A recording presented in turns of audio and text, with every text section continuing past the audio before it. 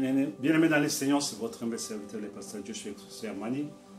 Aujourd'hui, je vais parler d'un sujet: construire une tente dans les messages de l'air. Construire une tente dans le message de l'air. Jésus-Christ était le messager dans Matthieu chapitre 17. Jésus-Christ était le messager prophète. Il était le Messie. Le Messie veut dire le messager prophète. Alors, donc, je vais un peu lire Matthieu 17. Pierre prenant la parole et dit: oh Jésus Seigneur, il est bon que nous soyons ici. Si tu le fais, je dresserai ici 3 tentes. Une pour toi, une pour Moïse et une pour Élie. Comme il parlait encore, une nuée lumineuse les couvrit. Et voici une voix fit entendre de la nuée ces paroles: celui-ci est mon fils bien-aimé en qui j'ai mis toute mon affection. Écoutez-les. Pierre voulait bâtir une tente. Ça veut dire l'isme pour Jésus-Christ. Mais la voix l'a réprimandé. Jésus-Christ était le messager prophète de l'air. C'est aujourd'hui qu'on comprend mieux ce que ça signifie. Bâtir une tente pour Jésus. Bâtir l'isme, ça veut dire quoi? La dénomination. Bâtir une dénomination. Un isme sur quelque chose. Une doctrine, un credo sur quelque chose. Donc, il y a eu, Jésus a pris tous les 3 apôtres, Pierre, Jacques et Jean, ils sont allés sur la montagne de la transfiguration. Là, Jésus a transfiguré devant eux. Et quand Jésus a transfiguré, il y a une nuée qui est apparue. Et dans la nuée, il y avait Élie et Moïse. Et Jésus-Christ transfiguré. La Bible dit, puisque si tu suis les explications dans le livre de Luc, la Bible dit que Élie était venu pour lui parler concernant sa mort. Élie et Moïse lui parlaient concernant sa mort qui allait venir. Ça veut dire concernant l'œuvre de la croix, sa mission sur la terre. Parce que sa mission sur la terre, c'était l'agneau de Dieu qui ôte les péchés du monde. C'est-à-dire, Élie et Moïse, ils lui parlaient parce qu'ils parlaient à Jésus, les messagers de l'âge, concernant sa mission qui était l'agneau de Dieu qui ôte les péchés du monde. Alors, après avoir vu cela, Pierre, Jacques et Jean, Pierre était étonné. Il s'est dit: Seigneur, mais parce que le Saint-Esprit les a conduits à identifier ça c'est Élie, ça c'est Moïse, parce que ce n'était pas facile. Ils n'ont pas été au temps de Moïse, ils n'ont pas pris les photos de Moïse, il n'y avait pas de photos qui a été, dans lesquelles Moïse a été filmé, qu'on a gardé jusqu'au temps de Jésus, non plus. Il s'est passé 1600, quelque chose comme ça, 1800. Depuis Moïse jusqu'à Jésus. Donc, il n'y avait pas de photos dans laquelle ils avaient vu et ils avaient uniquement sur l'identité, la vision, la physiologie de Moïse, ni d'Élie. Mais c'est le Saint-Esprit qui leur a parlé que voici Moïse, voici Élie. Alors, Pierre a dit: je vais construire 3 tentes. Les tentes, ce sont les ismes. Les ismes, ce sont des credos. C'est-à-dire, ce sont des doctrines qu'on bâtit sur quelque chose, un fait qui s'est accompli. Très souvent, quand Dieu utilise un homme puissamment, à la mort de cet homme-là, il y a les ismes qui se créent. Ça veut dire que les gens veulent conserver la chose telle qu'il est. Qu'on garde ça comme ça. On ne veut plus écouter personne. On veut seulement rester ici, écouter ça, garder la forme, garder la structure. C'est comme ça qu'on va marcher. Non, Dieu continue toujours. Ça s'est fait dans chaque âge avec tous les messagers. Et quand ils ont voulu faire ça, la Bible dit, une autre nuée est apparue. Mais cette fois-ci, il n'y avait plus de Moïse, il n'y avait plus d'Élie. Il y a une voix qui a parlé: voici mon fils bien-aimé, écoutez-le. Voici mon fils bien-aimé, écoutez-le. c'était les deux apparitions de la nuée. C'est de ça que je vais parler. Les deux apparitions de la nuée dans la transfiguration. Sur la montagne de la transfiguration. Les deux apparitions de la nuée sur la montagne de la transfiguration. La première apparition, parce que Jésus-Christ était l'ombre de l'épouse. Donc si je dois ramener ça aujourd'hui au temps de la fin, parce que dans cette transfiguration, pardon, il y a l'esprit de Moïse, l'esprit d'Élie, l'esprit de Jésus-Christ. Et ceux qui sont dans les messages, ils savent qu'en ces temps de la fin avec le ministère de Malachie 4, nous avons vu l'esprit d'Élie, l'esprit de Moïse, l'esprit de Jésus-Christ. L'esprit d'Élie, c'est Malachie 4, c'est la restauration de la parole. La foi des pères ramenée aux enfants.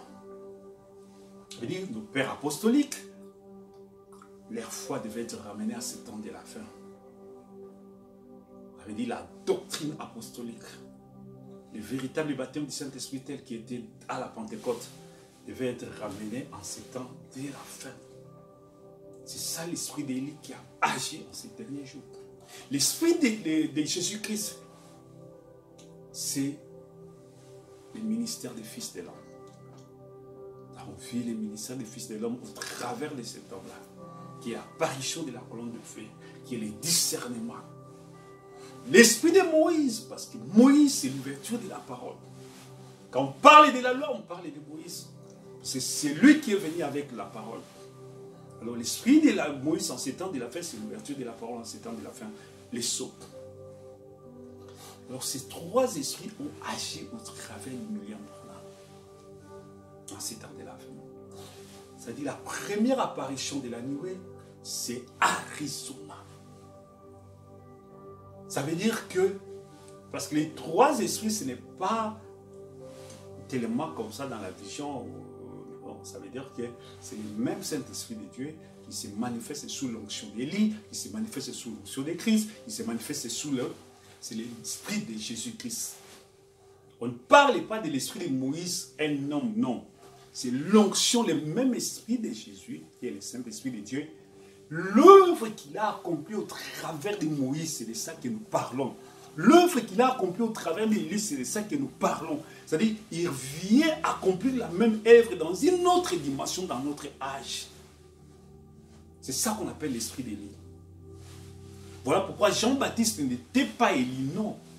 Mais l'onction qui était sur Élie était sur Jean-Baptiste. Comme Élie avait ramené les enfants d'Israël qui étaient égarés, qui ne savaient plus distinguer entre l'Éternel et Baal,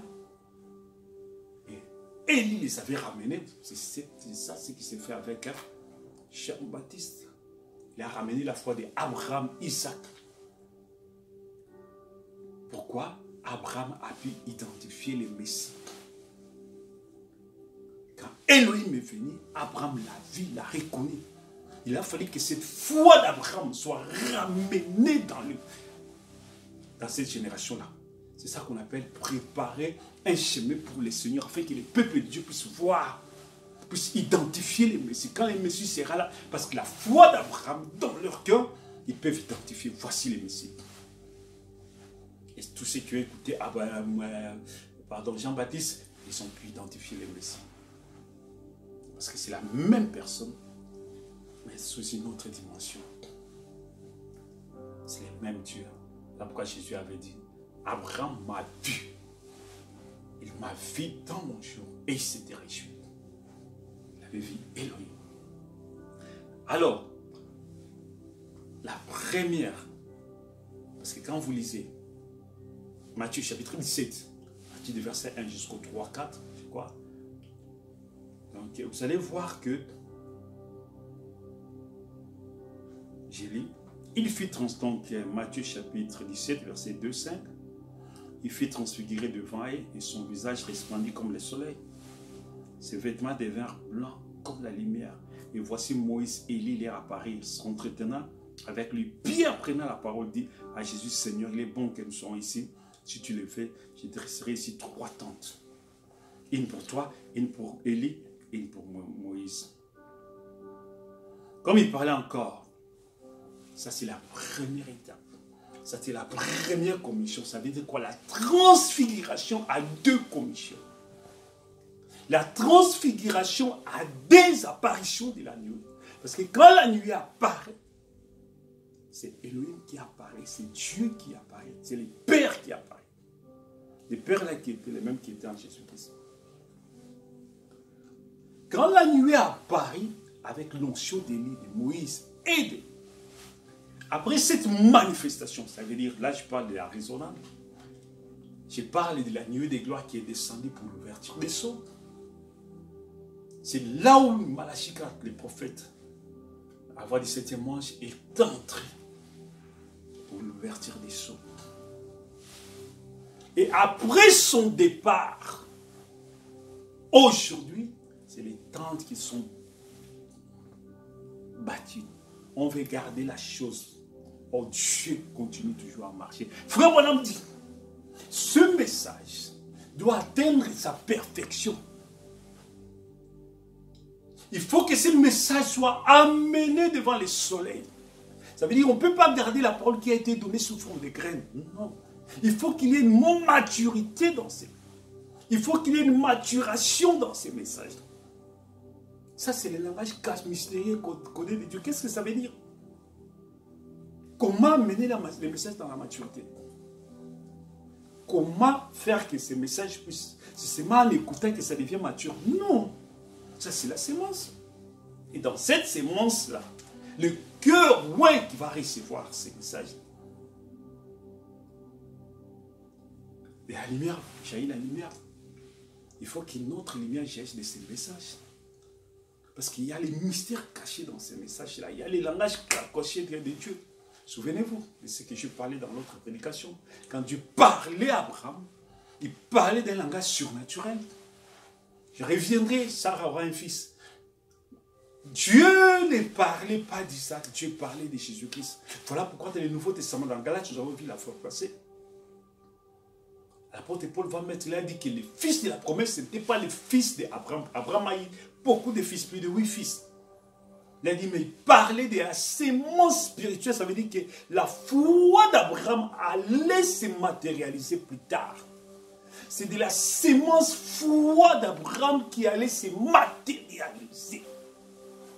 Et la matérialisation de cette sémence-là, c'est ça ce que Dieu parlait. C'était la venue de Jésus-Christ. La sémence foi d'Abraham. Donc chaque fois que Dieu parle, il y a toujours un élément spirituel qui cache les mystères. Et c'est là où il y a la vie. Ce n'est pas la partie qui est claire comme ça. Il y a la vie, non. Mais c'est l'élément spirituel que Dieu cache là-dedans. Tu parlais à Abraham. Mais en réalité, tu parlais sur la venue de Jésus-Christ. Parce que le monde n'est pas béni en Isaac. Non. C'est Jésus qui est le véritable fils d'Abraham. Aujourd'hui, quand nous prions, quand nous disons les fils d'Abraham, nous ne parlons pas d'Isaac, nous parlons de Jésus-Christ. C'est Jésus qui est la postérité de David. L'héritier et la postérité de David. La postérité de David, ce n'est pas Salomon que nous parlons. Quand nous prions, nous n'invoquons pas Salomon. Quand nous prions sur la postérité de David, nous parlons de Jésus-Christ. Donc la postérité dont Dieu parlait à David, qui va bâtir le temple, ce n'était pas Salomon. Bien que Salomon, dans l'ombre, a bâti la maison. Dans l'ombre. Mais en réalité, parce que c'est dans la réalité où il y a la vie. C'est dans les réalités où il y a les saluts. La maison de Salomon n'a pas donné les saluts parce que Dieu n'a pas habité là-dedans. Mais c'est en Christ que la plénitude de la divinité a vu. Salomon lui-même l'a dit. Mais comment le roi des rois habitera une maison comme ça? Tu vois, les cieux des cieux ne peuvent même pas te contenir. Mais comment tu peux habiter une maison? La Bible dit dans le livre des apôtres, Dieu n'habite pas dans une maison. Dieu habite dans le cœur des gens. Et Dieu leur avait dit, si vous m'obéissez, je serai là avec vous. Mais si vous n'obéissez pas, je ne serai pas là. Vous abandonnez cette maison que vous avez construite, sera une ruine.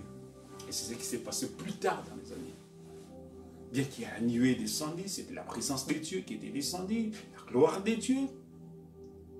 Mais l'accomplissement de la chose, c'était en Jésus-Christ. C'est quand Jésus-Christ, après son baptême, c'est là où la colombe, la nuée était descendue en lui. Voilà l'accomplissement de la vraie chose. Donc quand Dieu parle, il y a toujours un élément spirituel. Mais ici, on veut bâtir des ismes. On veut garder la chose. C'est ça ce qui se fait toujours. Quand Pierre voulait construire les ismes, la voix lui a réprimandé. Ne faites pas ça. Dieu avance toujours. De la lumière jaillit la lumière. Dieu nous a donné les messages. Si Frère Branham était toujours vivant, il allait nous donner encore beaucoup de messages.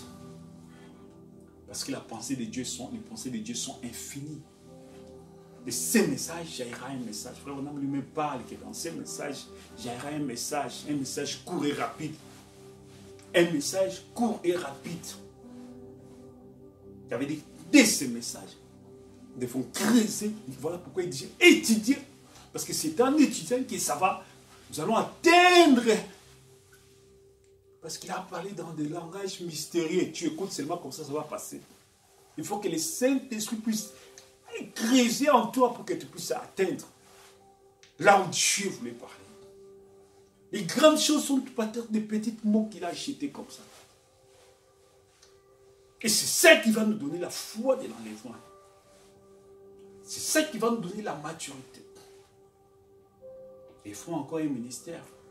Parce que Frère Branham dit, quand c'est Pierre de Fête, et cette église atteint sa perfection, c'est un ministère, un homme de Dieu dans l'église, Dieu vivant qui est dans la perfection, qui part dans l'enlèvement. C'est l'église de Dieu qui part dans l'enlèvement.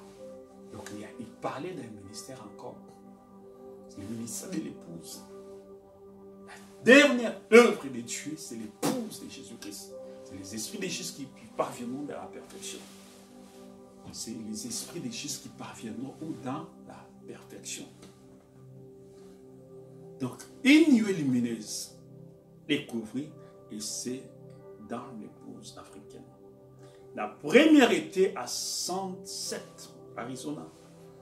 On voit l'esprit d'Élie et de Moïse et de Jésus-Christ, le ministère des fils de l'homme. La seconde apparition de la nuée lumineuse est dans l'épouse. Et la voix se fait entendre où dans l'épouse, là où était le jardin d'Éden. C'est là où il y aura l'œuvre finale. C'est l'action finale, c'est dans l'épouse, dans le Saint-Esprit, dans la parole, dans les messages. Quand ce message va se faire cher, c'est là où ça va s'accomplir. On ne voit plus de Moïse, on ne voit plus d'Élie. Et là, c'est Jésus-Christ sous la forme de son épouse royale. Branham dit, prends les livres, brisez les sceaux, il donne la révélation, c'est un messager. Et il prend la position royale dans l'épouse. Il y a une chose que parfois je me pose des questions. Parce qu'il y a beaucoup de choses qui font allusion à ça. Beaucoup de gens, ils parlent. Quand ils parlent de ça, beaucoup de gens croient que Frère Branham était la plénitude de Dieu. Oh, la plénitude de Dieu sur les livres. Maintenant, le message est clair. Frère Branham dit que quand Adam avait les livres, Adam ne pouvait pas mourir. Adam ne pouvait pas vieillir. Adam avait l'autorité suprême, ça veut dire le troisième pour dans toute sa puissance. Maintenant, c'est trois choses qui est dans le message que le prophète a dit. Est-ce que Frère Branham n'avait pas vieilli? Il est resté jeune jusqu'à maintenant. Est-ce que Frère Branham, il n'est pas mort?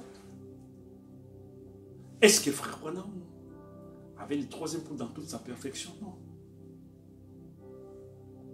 Lui-même me disait que c'est troisième pôle que nous avons manifesté dans une petite mesure sera manifesté dans toute sa puissance ou dans l'épouse. Il attendait le troisième pôle dans toute sa puissance.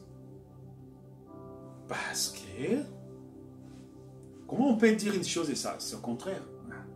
Quand on a les livres, on a mangé les livres. J'ai expliqué ça quand je parlais sur les livres d'Apocalypse 10. Il a, lui, Frère Branham dit clairement, il dit, il donne la révélation au septième messager. Il n'a pas dit qu'il vient prendre la position royale dans le 7e messager, non. Il a donné la révélation au 7e messager, en fait que le 7e messager interprète.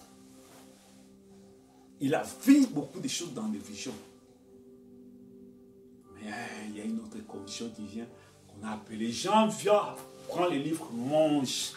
C'est lui qui va manger là.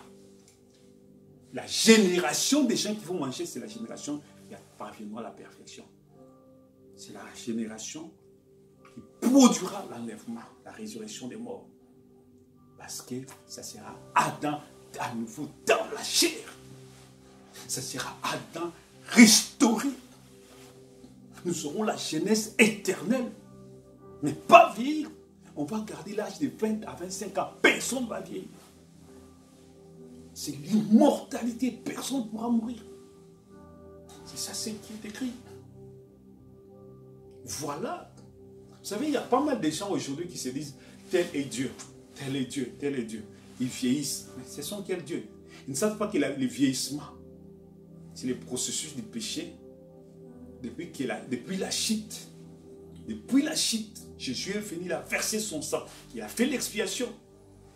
Il a fallu attendre le verdict de sceaux afin que le célébat de ce que Jésus a fait, c'est réservé dans la dernière génération. Et cette dernière génération-là, que nous attendons. L'Église qui partira dans l'enlèvement. L'Église qui partira dans l'enlèvement. C'est eux qui vivront. C'est cette Église-là qui va vivre la chose. Donc, là, c'est Jésus-Christ. Donc, la seconde apparition de la nuée lumineuse. Et la voix qui se fait entendre, c'est quelque part. C'est quelque part. Ça ne sera plus en Amérique. Non, après l'Amérique, ça passe en Afrique, ça sera en Afrique. Et là, on ne voit plus Moïse, on ne voit plus Élie. Parce qu'après la première commission, la deuxième commission maintenant, c'est la voix qui va se faire entendre au Fils. La manifestation du Fils de Dieu. Et voici mon Fils bien-aimé, écoutez-le, mon Fils. Les Fils, là, ça parle de l'ensemble des premières-nés, des esprits de Jésus qui parviendront à la perfection. Ce sont des fils et filles de Dieu qui parviendront à la perfection. Ça parle de la Romains chapitre 8, verset 16 10, jusqu'à 22. La manifestation des fils de Dieu. La manifestation des fils de Dieu qui produira ça. Et ça, c'est l'acte final. Ce sont les fils Elohim de Dieu. C'est l'acte final de Dieu.